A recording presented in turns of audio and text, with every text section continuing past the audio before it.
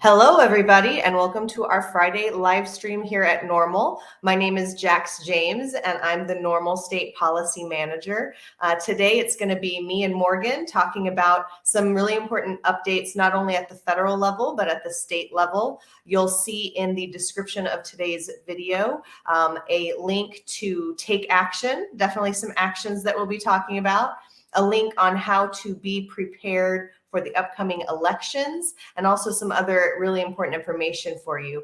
But first, I want to bring Morgan on because since the last time he was with us, a lot has happened at the federal level. So Morgan, take it away. Tell us what's been going on up in DC. Thanks, Jax. So I'm sure that everybody heard that the Biden administration announced that it was going to be pardoning simple possession federal charges across the board. And this is really an iconic and important move, something that no president has ever pursued before when it comes to cannabis policy reform.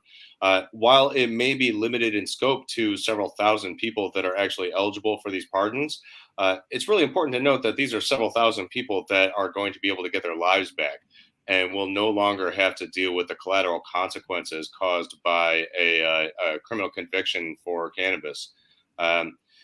We're talking about roughly 6,500 people.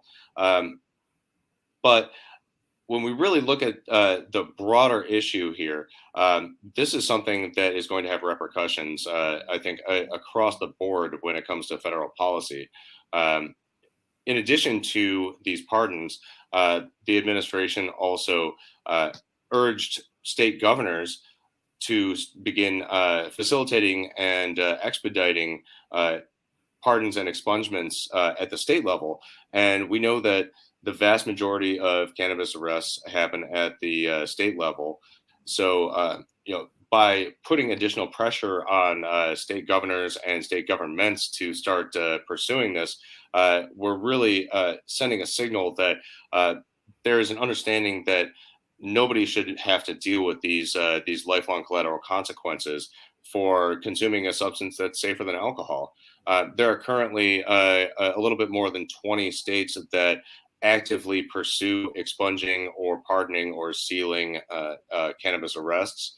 And hopefully we will get to see a lot more in the near future. And to chime in on that, being in Texas, I know a lot of those 65,000 arrests happened here. And can you talk real quick a little bit about, what kind of impact that maybe has for people who are not citizens or are on their path to becoming citizens? Like, what does the pardon help those people? Unfortunately, there are a lot of limitations to this pardon. It only goes back to 1992. It stops 5 years before now in terms of people that are either still imprisoned or are still under some sort of court supervision are not eligible if that did not end more than 5 years from today. And also, it does not impact the vast majority of immigrants unless they are already naturalized citizens. So we're leaving out a significant portion of people at all stages of the immigration and naturalization process. And that's really unfortunate because simple cannabis charges are consistently one of the highest reasons for triggering deportation.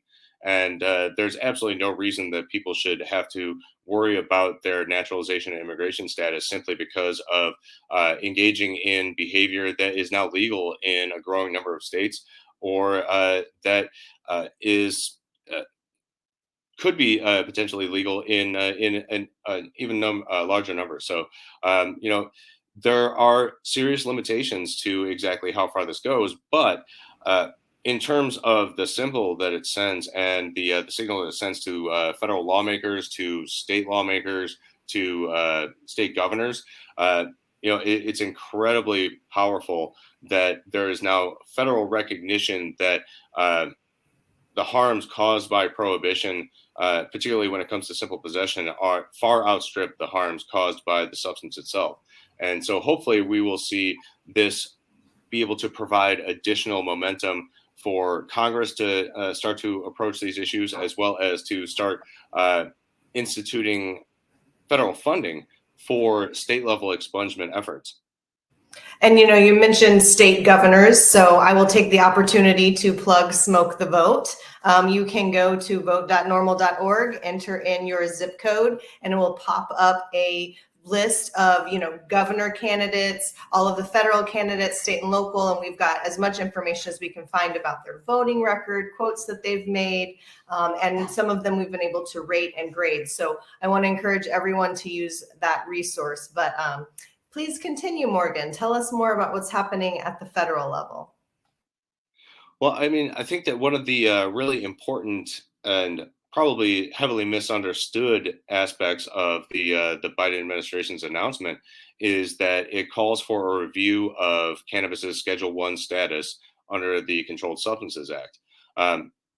It is entirely inappropriate for cannabis to be a Schedule 1 drug. We are obviously in favor of descheduling it and treating it more like alcohol.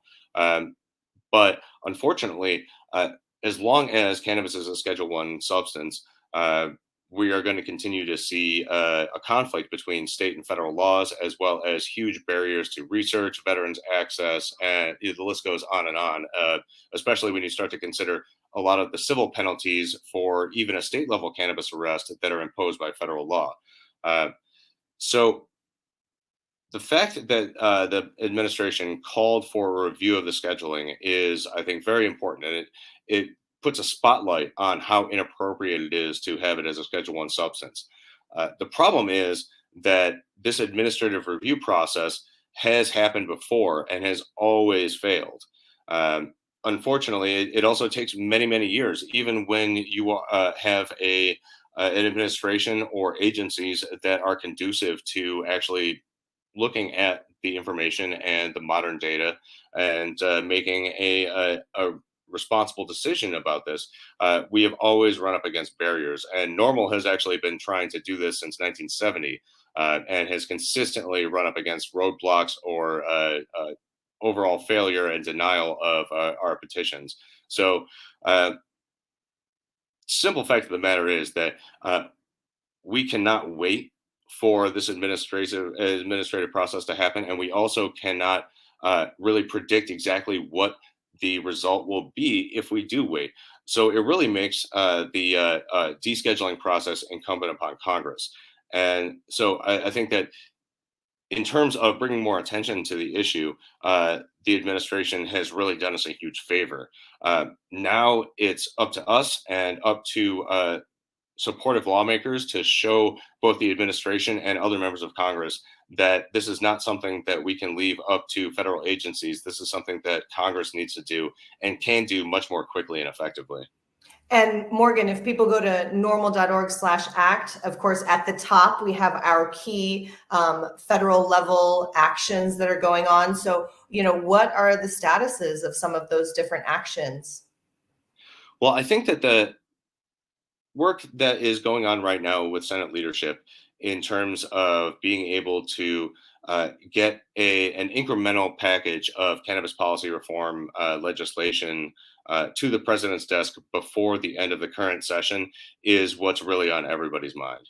Obviously there are going to be a lot of political considerations with the midterms coming up, but at the same time, we also have 5 states that are considering adult use legalization measures, which is also going to impact these discussions.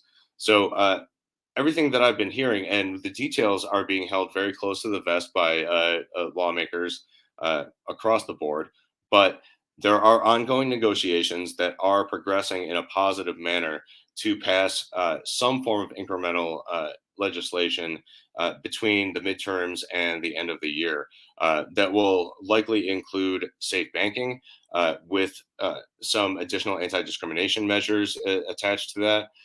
Hopefully, it will also include federal funding for state-level expungement efforts. It will include veterans access issues. It will include access to Small Business Administration loans and grant programs for small cannabis businesses and social equity licensees. We really have to just see exactly what we are able to get across the finish line. We have an opportunity to get a fairly expansive package, though limited in that it doesn't actually address the legality of cannabis, will still help a significant number of people and help push the issue forward, help us build momentum. Even if it's only a small slice of the things that I mentioned, overall, I think that this will be a positive gain and put us on a good foot for the next congressional session, regardless of who is in charge of either chamber. I was muted, excuse me. So basically, we can expect to see potentially a comprehensive piece of legislation sometime after Election Day, but before next year, potentially. Is that what I'm hearing? There will be an incremental package, most Got likely it. introduced. There have already been comprehensive packages introduced in both the House and Senate, and in fact, earlier this year, the MORE Act passed for the second time. That I would consider to be a fairly comprehensive piece of descheduling legislation. Um, what happens in the next Congress, I think, is really up to a lot of interpretation and heavily dependent upon exactly what the makeup of those Congresses look like, as well as exactly what we can get accomplished in the lame duck. So between the elections and the end of the calendar year, if we can get a fairly decent incremental package that includes some forward momentum for this issue, then at least beyond research would be good enough. But I would like to see a whole lot more. Then we will be on much better footing to be able to push much broader legislation in the 2023 session. There's also a real big issue with the fact that because we don't know exactly what the makeup of Congress is going to be, we don't know exactly what the cannabis policy reform and particularly descheduling legislation that's going to lead the way is necessarily going to look like. But what we have seen is that we're not necessarily just talking about allowing states to do what they want within a certain narrow confine. The floor has been raised on either side of the aisle that descheduling is really the way to go. And the fact that we're already seeing a lot of pressure from both advocacy organizations as well as members of Congress to tell the administration that, yes, thank you for calling for a review of the scheduling of cannabis, but descheduling is the only way to go, I think is going to really put us in a good position for next year, regardless of the outcome of the midterms. And, you were talking about election day, the midterms, not only smoke the vote and find out how they stand on the cannabis issues before you go out and vote, but also the 5 states you mentioned, right? Along with a lot of different localities that have different ballot measures. And I just want to cover real quick that norml.org/election, you can find out about Arkansas's constitutional amendment issue 4. It would legalize up to an ounce of cannabis. And then Maryland has question 4 that also came along with a package legislation that outlines some of the parameters for what that legalized market would look like. And then in Missouri, there's Amendment 3 that not only addresses adult use for 21 and up with cultivation and expungement options, but it also would make some tweaks and changes to the medical program there in Missouri. And then you've also got both of the Dakotas, North and South Dakota. North Dakota has Measure 2, and South Dakota is looking at initiated Measure 27.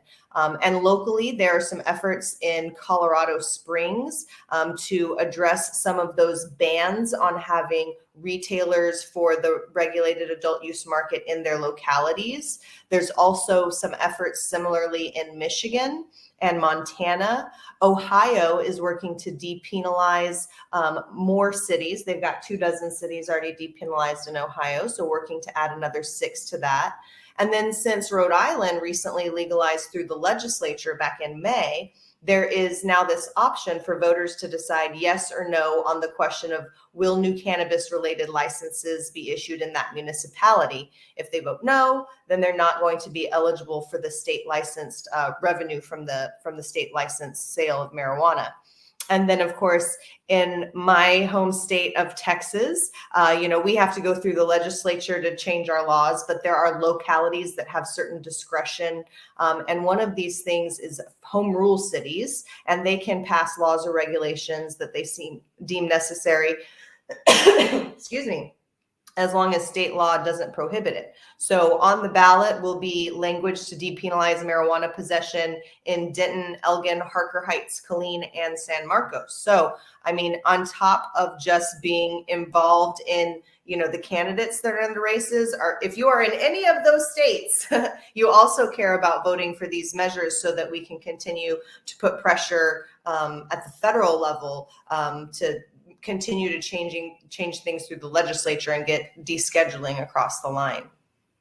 Absolutely. And, just to kind of reiterate that point, a recent study from the Perkins Institute came out showing that only roughly 10% of the congressional candidates over this session had a publicly staked out position on cannabis.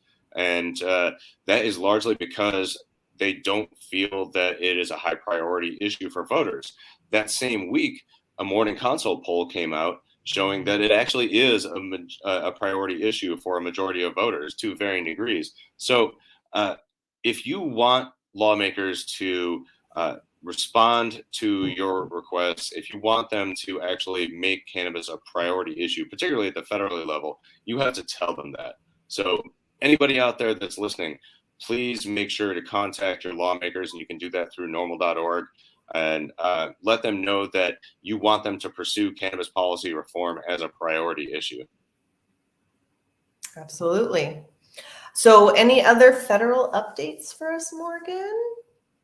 Not at the moment. Everything is a little bit on hold until after the elections, but rest assured, we will be back with you with any further updates next month. And hopefully we will have a lot more information to share with you that's a little bit more actionable than right now, as well as somewhat of a game plan for the next congressional session. So yeah, I'm hoping that after November 8th that we have a lot of good news to share with everyone. But, to wrap it up real quick with you, I did want to go over, excuse me, got a little something in my throat, how people can prepare for the upcoming elections and the state and local ballot efforts. So first, we've got a blog that we recently put out that you can check out, and it has all the links that I'm going to be talking about. But there's a link where we've made it really easy for you to check your voter registration, make sure that you are registered to vote. Once you've ensured that, we have some links where you can find out where early voting is going on. Most states are in early voting at this point in time, and you can find your nearest polling location. Then, of course, we've got a link where you can visit Smoke the Vote voter guide, enter your address, see where the candidates in your state are standing on the cannabis issue. Visit the Election Central that I talked about to look at the different reform measures that are going on across the country. And of course, chip in to NORML's efforts to make this a really historic session or election day in marijuana law reform. You can do that by becoming a member. You can do that by making a one-time or a repeat donation. So I just wanted to let everybody know that these are some of the things that we're working on. Of course, in the states that have efforts, we are really working hard to get out the vote, and we have completed our register to vote campaigns because, of course, those deadlines have passed. And then for just a few states, there is actually still legislation moving. And I wanted to just real quick say, if you live in Pennsylvania, it is definitely appropriate for you to go to norml.org/act and participate in legislation that covers everything from home grow, banking, legalization, medical expansion, DUI. So some important legislation there.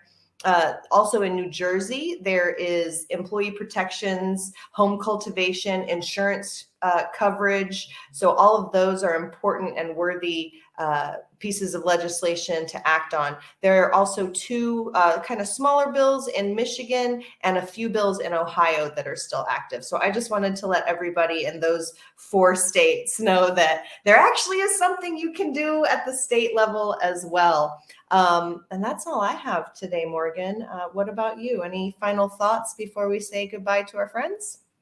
I mean, just to pile on here, if you live in Arkansas, Maryland, Missouri, North Dakota, or South Dakota, it is vitally important that you get out and vote in favor of these measures because not only will it stop thousands of people from getting arrested in each of these states, and provide a pathway for safe, legal, and regulated sales within your jurisdictions. But it will send a strong message to Congress that even generally red-leaning states are on board with this, and that these measures can pass, and which we've seen before in 2020 as well. But we need to reiterate that message and make sure that lawmakers know that this issue is not going away and that they ignore it at their peril. Awesome. Well, thank you, Morgan. And I want to remind everybody watching today that we plan to be back next Friday, preparing you guys for Election Day. And then after that, we'll be back the Friday after that, going over all of the election results. So stay tuned to this time and place, and we will be back. And on that note, I will bid y'all all a wonderful weekend. Happy Friday.